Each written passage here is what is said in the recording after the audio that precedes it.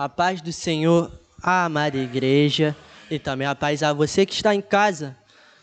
Vamos dar continuidade ao estudo do Evangelho de João. Hoje se encontra no capítulo 9.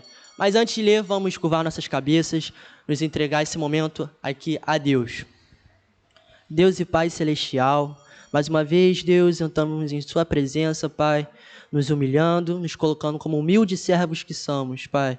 Senhor Deus, venha com a sua poderosa graça, abrindo nossos ouvidos, nossos corações, trazendo-nos, Pai, a verdade que está nas suas escrituras. Deus, me coloco aqui como um vaso, como um instrumento, Senhor, que não seja eu falando, mas o Teu Espírito através da minha vida, Pai.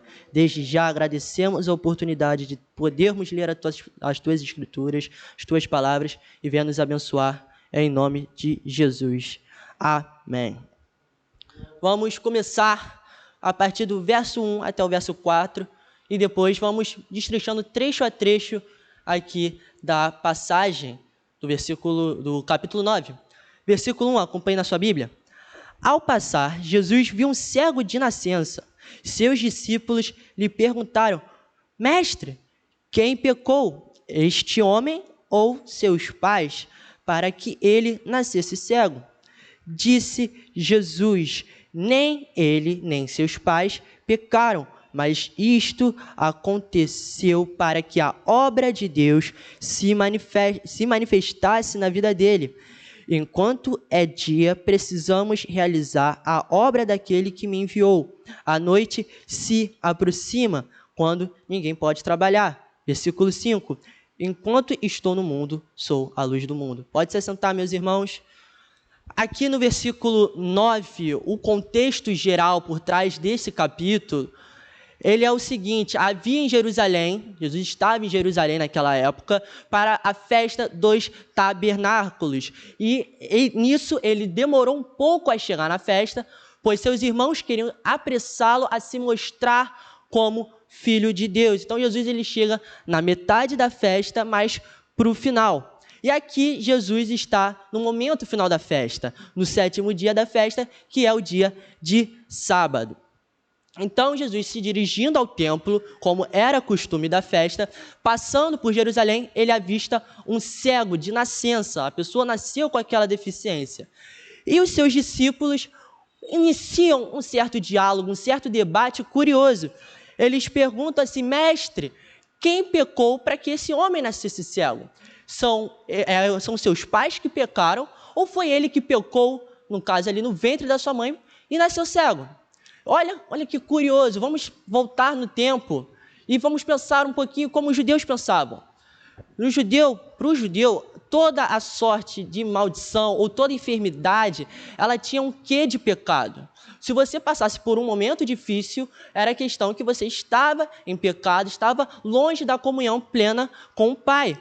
Mas Jesus aqui, ele nos traz uma outra perspectiva. Vamos lembrar que os judeus, eles têm esse pensamento e vemos isso ilustrado em Jó.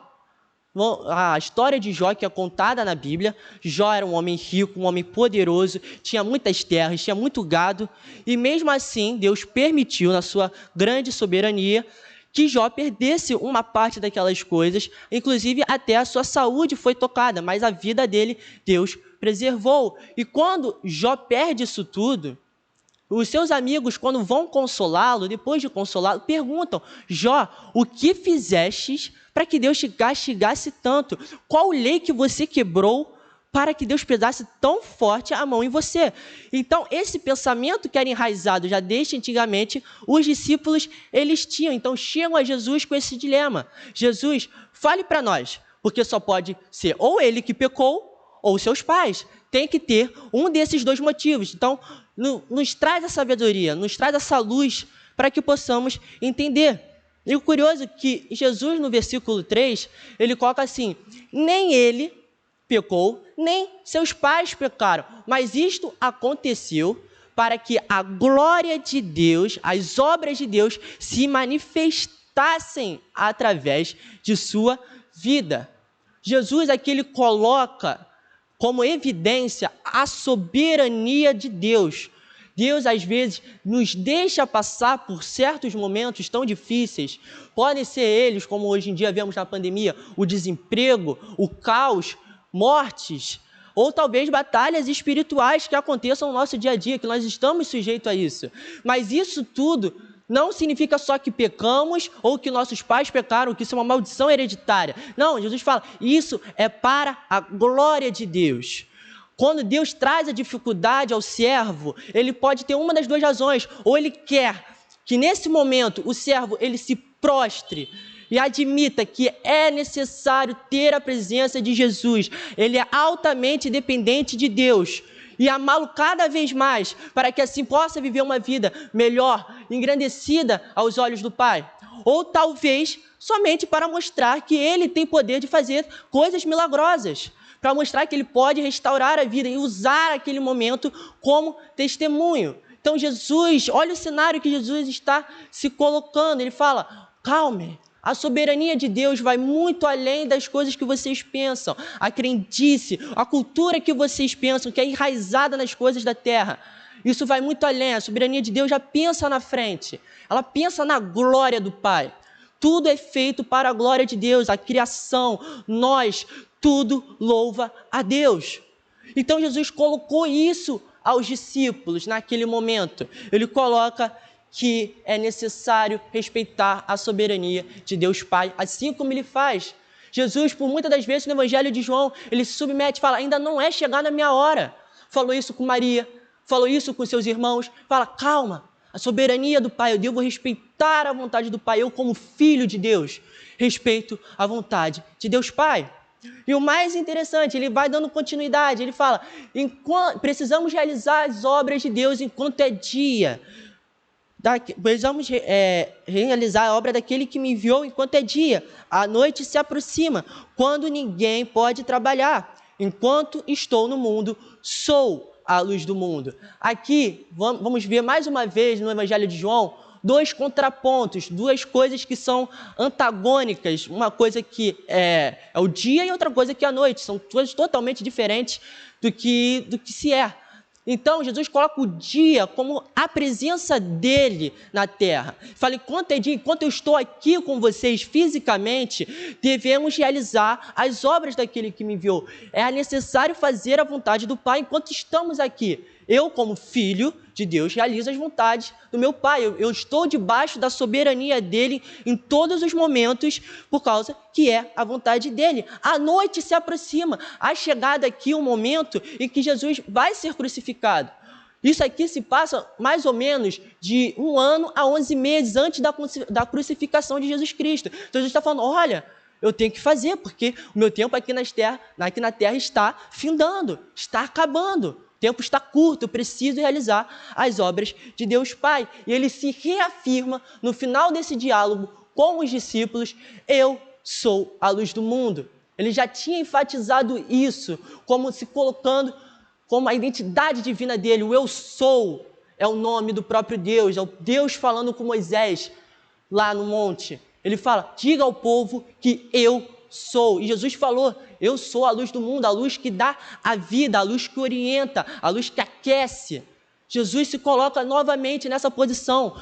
Olha, eu sou filho de Deus.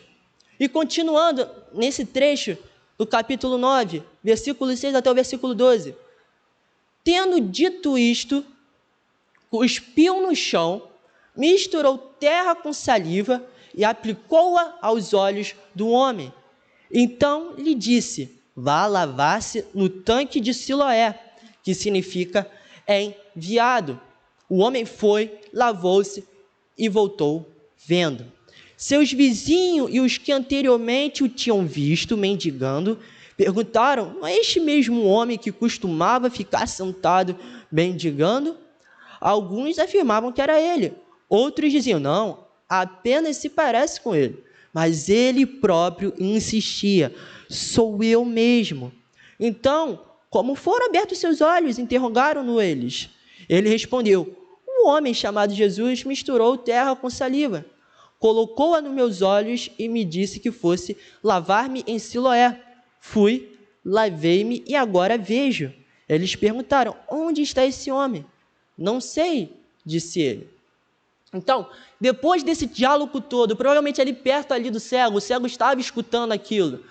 Depois deste todo dilema que foi criado ao entorno do pecado, quem pecou, o pai, a mãe, foi ele. Jesus, ele começa a fazer um milagre, ou como João gosta de colocar, sinais milagrosos. Sinais milagrosos por quê? Porque o milagre que Jesus faz sempre aponta para algo maior. Então, João coloca como sinais para fazer essa associação mais fácil. E Jesus ali, ele cospe na terra, começa a mexer com a mão, provavelmente, e faz ali uma espécie de lama, uma espécie de lodo, um barro, e aplica nos olhos daquele cego e o manda lavar-se ali em Siloé.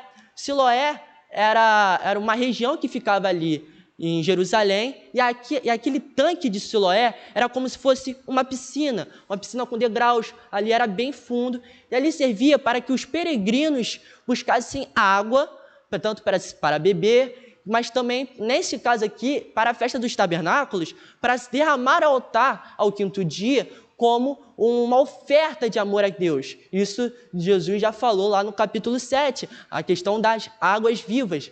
Então, Jesus, ele manda o cego se lavar naquele tanque. Então, vamos imaginar, Jerusalém lotada, uma das festas mais importantes para os judeus.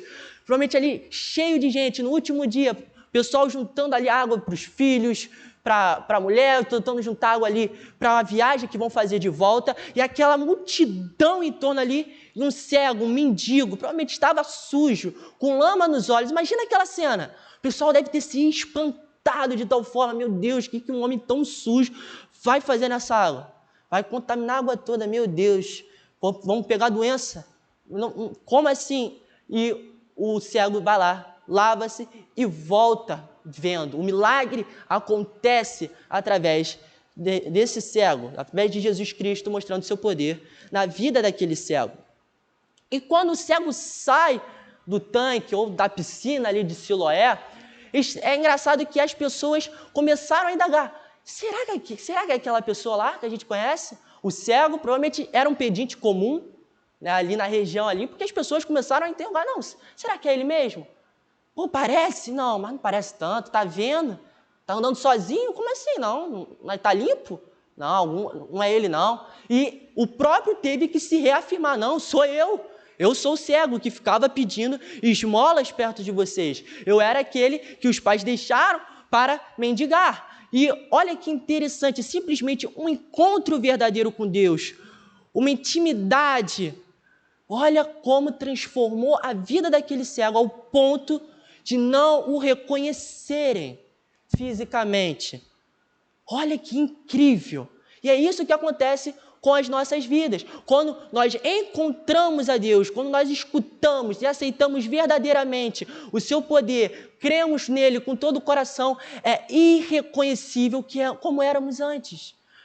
É irreconhecível. A graça de Deus, ela é tão abundante e Deus é tão onipotente, onipresente, onisciente, que muda tudo. Muda tudo. Há um antes e um depois e um abismo drástico nesse meio. E o cego, ele começa a reafirmar, não, sou eu. E as pessoas o perguntam, como foram abertos os seus olhos? E olha que interessante a resposta do cego. Um homem chamado Jesus misturou terra com saliva, colocou-a nos meus olhos e me disse que fosse lavar-me em Siloé. Fui, lavei-me e agora vejo. E eles lhe perguntaram, onde está este homem? Não sei, disse ele. Então, os conhecidos ali, os vizinhos, ficaram tão abismados que perguntaram, o que aconteceu? O que aconteceu para você voltar a ver? Quem fez isso contigo? Fala-nos, precisamos conhecer essa pessoa que tem poder, que é enviada por Deus para nós nos aproximarmos, que queremos um pouco disso também. Precisamos de um pouco da graça de Deus. Então, olha a resposta interessante do cego. Um homem. O cego não conhecia, só ouviu ali que ele estava conversando ali com os discípulos, escutou o nome de Jesus. Ele se refere a Jesus como um homem qualquer. Um homem qualquer lá, um homem Jesus. Foi lá, passou terra no meu olho, uma lama, mandou me lavar lá no tanque, e agora eu vejo, saí do tanque e vejo. E os vizinhos o perguntam, onde é que está? Onde é que está esse homem que tem tanto poder para fazer tais coisas? Ele fala, não sei. Saí lá do tanque, não tinha ninguém. Não sei onde está este homem chamado Jesus. Então, olha que interessante esse primeiro trecho do capítulo. Jesus, ele cura um cego de nascença, ele se apresenta como Filho de Deus e coloca a soberania do Pai em evidência como ponto-chave para todas as coisas boas e ruins que acontecem sobre a terra. E nós devemos respeitar isso. Mas agora vem a segunda parte aqui do capítulo, que vai do verso 13 até o verso 34. Mas primeiro, vamos ler só do 13 ao 17. Levaram-no aos fariseus o homem que fora cego. Era sábado, o dia em que Jesus havia misturado terra com saliva e aberto os olhos daquele homem. Então, os fariseus também lhe perguntaram como ele recuperara a vista. O homem respondeu: ele colocou uma mistura de terra e saliva em meus olhos e me lavei, e agora vejo. Alguns dos fariseus disseram: esse homem não é de Deus, pois não guarda o sábado. Mas outros perguntavam: como pode um pecador fazer tais sinais milagrosos? E houve divisão entre eles. Tornaram, pois, a perguntar ao cego: que diz você a respeito dele? Foram os seus olhos que ele abriu. O homem respondeu: ele é um profeta. Então, o cenário todo estava causado ali. Jesus cura um cego de nascença, algo incomum naquela época. Não há registros antes de um cego de nascença ser curado no Antigo Testamento. Então, era algo assombroso, era algo novo. E o pessoal começa a se perguntar: calma aí, tem algo estranho aí. Como assim? Curou um cego de nascença? Então levaram-no aos fariseus, aos mestres da lei, para que estes mesmos respondessem as suas perguntas, suas dúvidas sobre esta cura. E os fariseus começam também a interrogar este homem. E o cego novamente conta a história ali aos fariseus. Mas um detalhe muito importante que é dito no versículo 14 é que era sábado quando Jesus curou o cego. Parece até que Jesus gosta de curar a gente no sábado, né? E ele curou o cego no sábado. O sábado tinha uma peculiaridade muito importante, ainda mais com questão de terra, barro, lama. Há um compilado de leis para os judeus chamado Mishnah. Ali há 37 coisas que o judeu não pode fazer durante o sábado, e uma delas é barro. Uma delas é o barro. Os judeus não podiam fazer nada que tivesse barro ou lama envolvido ao sábado. Então, eles levaram aos fariseus por conta dessa questão. Eles estranharam. Como assim? Um homem curou um cego de nascença que já era estranho, e ainda usando lama, barro, uma terra com saliva nos olhos. Calma aí, tem alguma coisa errada aí, alguma coisa está muito estranha e a gente precisa da orientação dos fariseus. Então, os fariseus perguntam e começam a se dividir. Há uma divisão entre os fariseus novamente. Alguns falam: não, ele é um pecador, não guarda o sábado. Não consegue passar um dia sem fazer barro ou lama ou mexer com isso. Como pode ser enviado da parte de Deus alguém que não guarda o sábado? Alguém que não segue a nossa cultura, alguém que não segue a nossa crendice. Porque essa Mishnah era algo cultural. Não era a lei de Deus, era algo de cultura, algo de costume dos judeus. Então eles falaram: como assim? Alguém que não respeita a nossa cultura, alguém que não segue os costumes do nosso povo, como este homem pode ser enviado de Deus? Mas outros ficaram tão maravilhados que perguntaram: como é que pode um pecador, alguém que não segue o que nós falamos, pode ter feito tal milagre? Como é que pode? E eles tornam a perguntar o cego: o que você diz? Foi você a que ele abriu os olhos. E olha o que o cego responde: ele é um profeta. Olha que maravilha que aconteceu na vida desse homem. Antes, ele tinha respondido aos seus amigos que Jesus era o quê? Um homem. E agora, perante aos fariseus, com toda aquela discussão e toda a experiência que ele foi vivendo, ele provavelmente, ele deve ter falado: não, ele passou a terra no meu olho, me contaram que ele passou um barro, uma lama no meu olho, e eu me lavei e voltei a ver. E ele deve ter começado a cair na real: calma aí, caraca, como é que ele conseguiu fazer isso? Não, ele tem algo diferente, ele não é um homem qualquer, ele é um profeta, ele é alguém enviado da parte de Deus. Porque isso não é comum. Já curou, já me curou, que sou um cego de nascença, dessa forma? Não, ele não é um homem qualquer. Não é. Ele é um profeta. Olha o processo de conversão que esse homem vai tendo gradativamente. Aqui é até rápido, que é no mesmo dia, a visão do homem sobre quem era Jesus de Nazaré, sobre quem era Deus, quando tem um encontro, vai se mudando, vai se amoldando aos padrões de Deus, não aos padrões de culturas e crenças, mas aos padrões celestiais. Dando continuidade agora, do verso 18 até o 34. Os judeus não acreditaram que ele fora cego, havia sido curado, enquanto não mandaram buscar os seus pais. Então perguntaram: é este o seu filho, o qual vocês dizem que nasceu cego? Como ele pode ver agora? Responderam os pais: sabemos que ele é nosso filho e que nasceu cego, mas não sabemos como ele pode ver agora, ou quem lhe abriu os olhos. Perguntem a ele. Idade ele tem, falará por si mesmo. Seus pais disseram isso porque tinham medo dos judeus, pois estes já haviam decidido que se alguém confessasse que Jesus era o Cristo, seria expulso da sinagoga. Foi por isso que seus pais disseram: idade ele tem, pergunte a ele.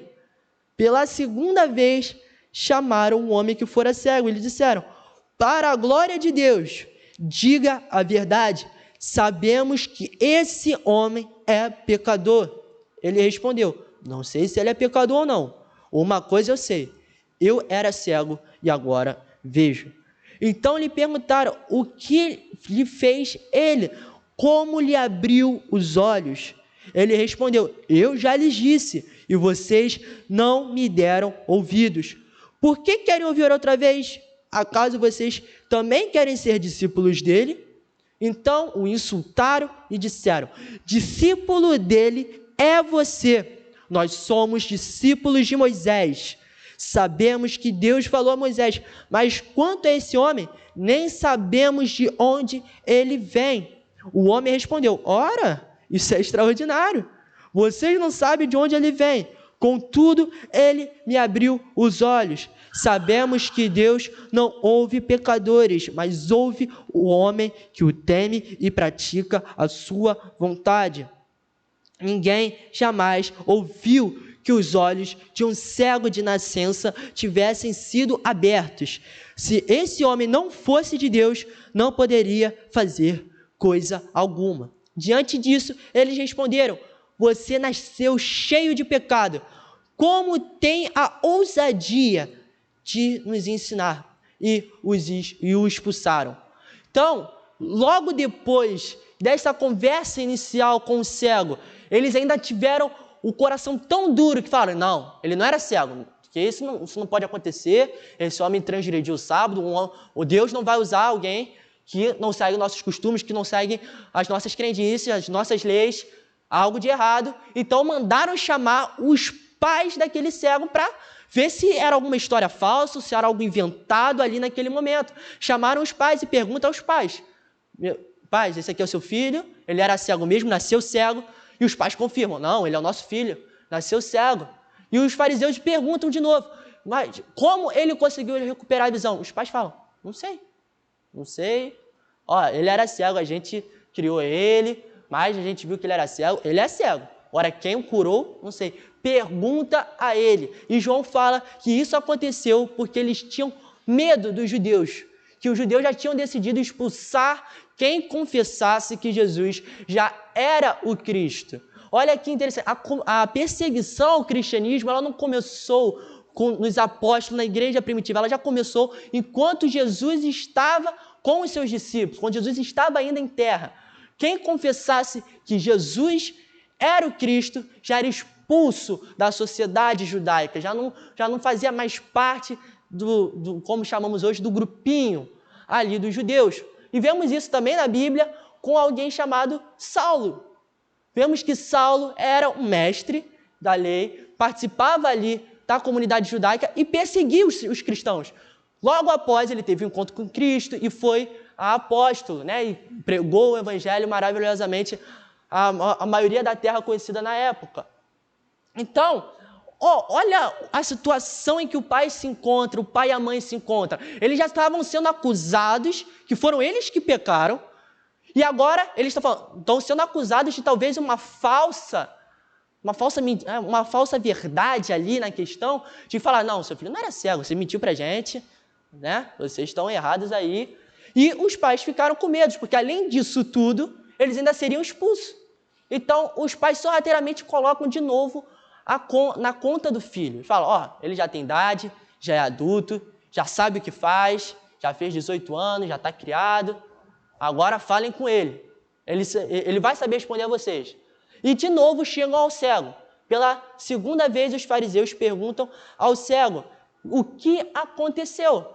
E o mais engraçado, ou talvez o mais curioso para nós, está no verso 24, que eles falam o seguinte: para a glória de Deus, diga a verdade, sabemos que esse homem é pecador. Quando eles falam para a glória de Deus, eles falam assim, olha, tudo bem, você falou que ele te curou, você está dando glórias a ele pela cura, mas para não ter problema, dá a glória a Deus, esquece ele. Esquece esse tal de Jesus e somente dá glórias a Deus. Somente a Deus é a glória. Esquece. Esquece que esse homem é o Filho de Deus, que esse homem é o Deus Filho. Não importa. Só dá glórias a Deus. Esquece. E o cego fala, olha, se ele é pecador ou não, eu não sei. Eu sei que eu era cego e voltei a ver. E os fariseus insistem novamente. E eles perguntam de novo, como este homem ele abriu os olhos? E aí o cego perde a paciência com os fariseus. Ele fala o seguinte, eu já lhes disse, e vocês não deram ouvidos, porque querem ouvir outra vez. Acaso vocês também querem ser discípulos dele? E o cego começa a dar um sermão. Olha como é que vai construindo ali a vida com Cristo, o encontro com Deus, vai construindo a vida de alguém. O cego, ele já fala, já começa a pregar, a dar uma lição naqueles fariseus. Ele fala, acaso vocês querem ouvir outra vez? Já falei? Já falei como é que foi? Eu já disse que ele passou a saliva com terra nos meus olhos, mandou me lavar. Vocês querem ouvir de novo? Por acaso vocês querem também seguir a ele? Vamos lá. Ele está na cidade, fiquem à vontade. E os fariseus começam a insultar. Discípulo dele é você. Nós somos discípulos de Moisés, porque sabemos que Deus falou a Moisés. Esse homem não sabemos nem de onde vem, nem sabemos. Começam a desprezar. E olha a resposta do cego novamente. Ora, isso é extraordinário. Vocês não sabem de onde ele vem, contudo, me abriu os olhos. Sabemos que Deus não ouve pecadores, mas ouve o homem que o teme e pratica a sua vontade. O cego, o ex-cego aqui já no caso, ele coloca assim, vocês não têm conhecimento sobre a Bíblia, vocês não são os doutores, não são vocês que pregam a palavra de Deus, não são vocês que colocam as leis, os costumes. Como é que vocês não conseguem me dizer de onde esse homem é? Como é que é isso? Vocês não estudaram com os melhores, com os seus ancestrais, e vocês não sabem dizer de onde um simples homem que fez um milagre é? Então ele não é pecador, não é? Porque se vocês não conseguem distinguir de onde esse homem vem, e Deus ouve quem o teme e quem pratica as suas vontades, então, e Deus não ouve pecadores, então esse homem não tem pecado. Ali, com todas as palavras, ali, o ex-cego está falando, este homem não tem pecados, este homem é santo, ele é o santo enviado por Deus. E ele continua dando a lição, ele fala, ninguém jamais ouviu um cego de nascença ter sido curado. Diante disso, eles responderam, você nasceu cheio de pecado, como tem a ousadia de nos ensinar, e o expulsaram. Olha, o cego, ele coloca ele sem um argumento, ali numa rua sem saída, que a única alternativa que eles têm é partir para a agressão. Eles não conseguem refutar que Jesus é filho de Deus. E a partir disso fala, não, você está cheio de pecado, você já nasceu cego, vai para fora. Não queremos mais ouvir a sua voz, não queremos mais saber quem você é. Fora. Olha, o coração tão duro daqueles fariseus, mestres, doutores, conhecedores da palavra de Deus, que meditavam dia e noite, não conseguiam enxergar que Jesus era o Filho de Deus. E um cego, recém-descoberto a visão, vendo o mundo pela primeira vez, consegue entender que Deus estava ali com ele. Era Deus que estava o curando. Era o Deus Filho que estava ali. O cego abriu-se os olhos, não só terrenos, mas os olhos espirituais do cego se abriram. E os homens que já enxergavam, já não viam. Não conseguiam distinguir o que vinha de Deus. E isso vai ser tratado no trecho seguinte aqui, no trecho final do capítulo 9. A cegueira espiritual é o que diz o título. E diz assim: Jesus ouviu que o haviam expulsado e, ao encontrá-lo, disse: você crê no Filho do Homem? Perguntou o homem: quem é ele, Senhor, para que eu nele creia? Disse Jesus: você já o tem visto. É aquele que está falando com você. Então o homem disse: Senhor, eu creio. E o adorou. Disse Jesus: eu vim a este mundo para julgamento, a fim de que os cegos vejam e os que veem se tornem cegos. Alguns fariseus que estavam com ele ouviram-no dizer isto e perguntaram: acaso nós também somos cegos? Disse Jesus: se vocês fossem cegos, não seriam culpados de pecado. Mas agora que dizem que podem ver, a culpa em vocês permanece. Então, esse trecho aqui já trata logo em sequência da expulsão daquele cego. Como era uma história extraordinária, devia estar rolando já ali entre o povo que um cego de nascença foi curado por um homem chamado Jesus, de tal forma, né, uma forma que quebrava todos os paradigmas da época. Então, provavelmente também já tinham citado que o cego havia sido expulso ali da comunhão, já tinha sido expulso da sinagoga pelos fariseus.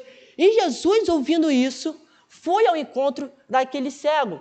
E Jesus faz a seguinte pergunta: você crê no Filho do Homem? Filho do Homem é uma expressão usada por Daniel, lá no livro de Daniel, para tratar do Messias, para tratar do Cristo. Jesus ele se apresenta desta forma ao cego, para que não restasse nenhuma mais dúvida que ele era o enviado, como diz lá em Siloé, o nome de Siloé é chamado enviado. Então olha a conexão que Jesus já vai fazendo.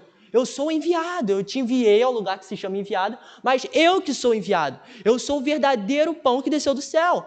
Então, olha como Jesus vai amarrando toda aquela história através de um sinal, através de algo que era considerado maldição para a época, mas Jesus vai amarrando, de forma que aquilo ali mostrasse a glória do Pai. E o cego perguntou: quem é ele, Senhor, para que eu nele creia? E aqui o Senhor está em maiúsculo, mostrando que o cego já tinha uma certa reverência à pessoa de Cristo Jesus, mesmo sem saber que ele era Cristo. Tanto que ele pergunta: quem é ele? Quem é ele, Senhor? Eu preciso crer nele. Se o Senhor é enviado deste homem, por favor, me diga quem é. Eu preciso conversar com este homem, eu preciso me entregar a este homem, eu preciso ser discípulo deste homem. Eu já acredito que ele existe, mas agora quem é? E Jesus se apresenta como Filho do Homem. Ele diz: você já o tem visto. É aquele mesmo que fala contigo. Sou eu. Para não restar mais dúvida para você, eu sou o Filho de Deus. Eu sou o que Deus enviou para salvar, perdoar pecados, curar tanto os cegos quanto paralíticos, fazer milagres. Eu sou o Filho de Deus. Então, a atitude do cego depois disso, ele fala: Senhor, eu creio. E o adorou.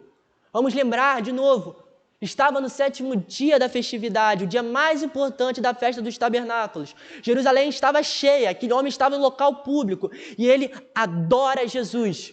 Para o judeu, isso aqui também tem um significado extremamente importante, pois a lei fala que você não pode adorar ninguém além de Deus, não fazeis imagens, não prestais culto a estátuas. A palavra de Deus coloca isso. E aquele homem, perante uma multidão que ali estava em volta, ele se prostra e adora a Jesus como se fosse Deus, à frente de todos, colocando a sua fé em evidência. Ele já sabia que cria, isso era algo interno, mas agora ele externou a mudança. A mudança não foi só os olhos dele abrirem e ele ver o mundo pela primeira vez maravilhado. Às vezes até superou as expectativas daquele cego, como o mundo era.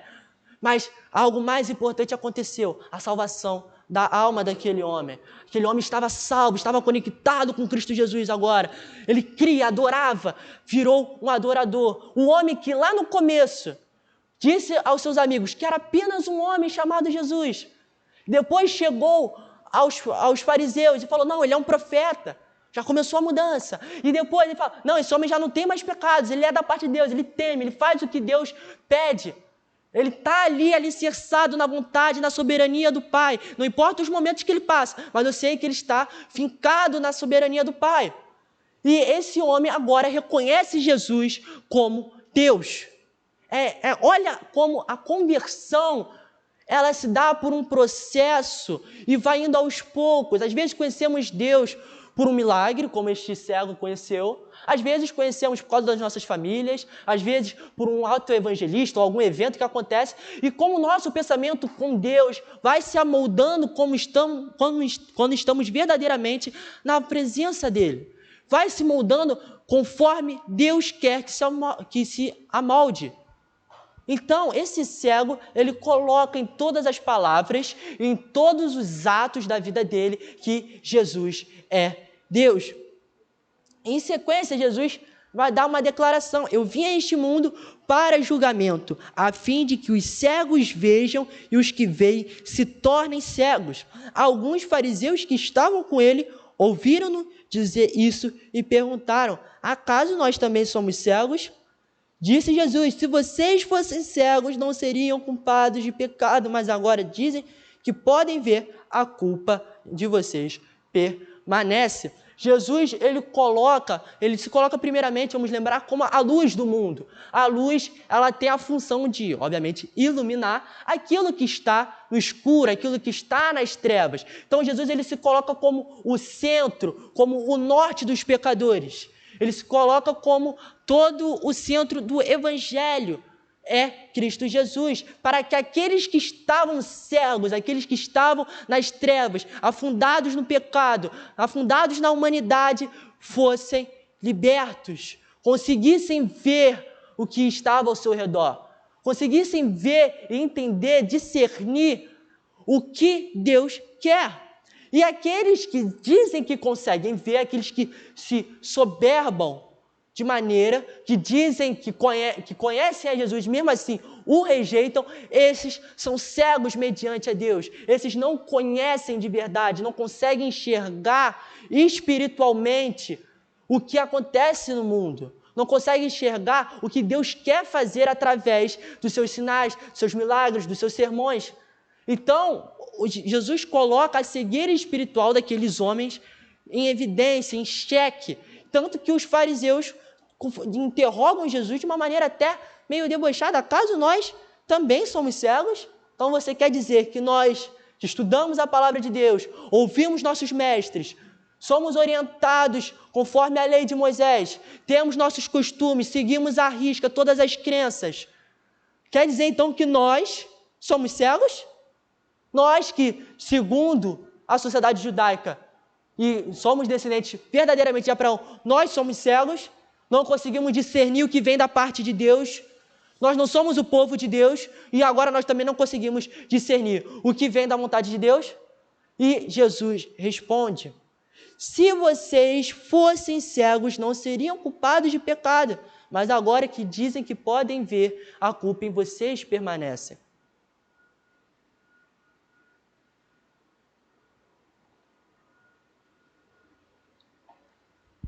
Jesus explica de uma forma um pouco mais clara aquilo que ele tentou falar dois versículos atrás.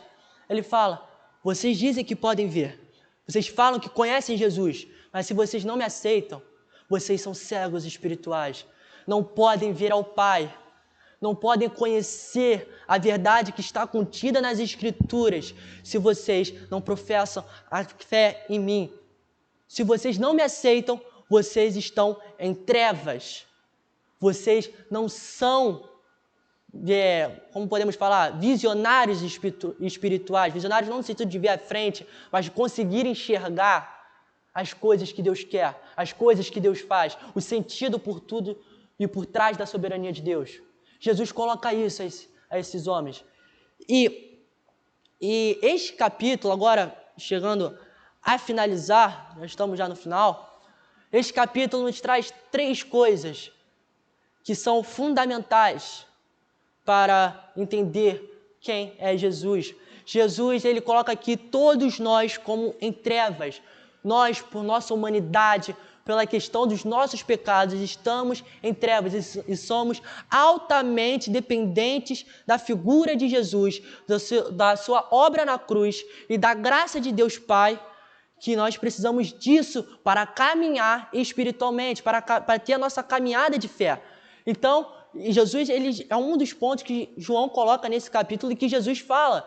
O segundo é que ele é a luz do mundo, ele que vai nos orientar. É através da vida e da obra de Jesus Cristo que nós conseguimos ver ao Pai, chegar ao Pai e conhecer um pouco mais do que o Pai pensa. Obviamente não na sua totalidade, porque somos humanos, somos carnais, nós não vamos conseguir. Mas, ao mesmo tempo, Jesus, ele nos dá essa conexão, nos norteia ao Pai, não sendo só a luz, mas também o caminho, a verdade e a vida. E, por finalizar, eu queria trazer aqui mais um adendo. Jesus, ele usa o barro, a lama, para dar uma visão nova àquele homem, para dar uma vida, não só terrena, mas uma vida espiritual, abrir os olhos daquele homem. E quando nós falamos de barro e vida, isso remete a Gênesis 2, quando Jesus cria um homem a partir do pó e nas suas narinas sopra o fôlego de vida. Jesus, ele sopra o fôlego de vida eterna em nossas narinas, através da sua morte de cruz. E isso, além de mostrar que Jesus dá a vida através da sua obra de cruz, mostra que ele é o mesmo Deus do Antigo Testamento, que criou o homem, deu vida, soprou nas suas narinas o fôlego e fez um plano maravilhoso de salvação para a humanidade. Ele é o mesmo Jesus, o mesmo Deus que está ali curando aquele servo, conversando com aqueles fariseus, se mostrando conhecido. Ele será o mesmo Deus quando voltar para levar a sua igreja naqueles que confiam no nome dele. Amém? Vamos abaixar nossas cabeças, pedir a graça de Deus para que nós não sejamos cegos espirituais, meus irmãos. Nosso coração não se encha de soberba, para que nós sejamos altamente dependentes de Jesus, não só nas fases boas, mas talvez numa cegueira espiritual como aqueles homens tinham. Então, abaixem as cabeças, vamos orar, agradecer a Deus e pedir a sua misericórdia. Deus Pai, mais uma vez, Senhor, entregamos o nosso culto, entregamos, Senhor, o nosso coração mediante a Ti, Pai. Senhor, acreditamos que o Senhor é o Filho de Deus. Nós professamos, Senhor, que o Senhor é Deus. Venha-nos, Senhor, iluminar a nossa vida. Venha dar norte, Pai. Venha dar sentido. Venha nos curar, Pai. Não só fisicamente, aqueles que têm problemas de saúde, mas, Pai, principalmente espiritualmente. Para que chegamos, Pai, no grande dia ouvindo, seja bem-vindo, filho de meu Pai, ao seu descanso, servo bom e fiel. Senhor, cuida da nossa vida espiritual, que nós não cheguemos, Pai, ao Senhor nos engrandecendo, mas que sim, nós nos diminuamos para que o Senhor cresça cada vez mais. Porque a Ti, Pai, a glória, a Ti são as nossas obras, Pai, de dia, de noite. A Ti seja dado todo o louvor, todo o poder está em Suas mãos. Senhor, nos abençoe neste resto de semana, que cada um aqui possa ter uma semana tranquila, revestida da graça de Deus Pai, Deus Filho e Deus Espírito Santo. É isso que te pedimos, te agradecemos e confiamos que o Senhor irá fazer, Pai. Em nome de Jesus. Amém.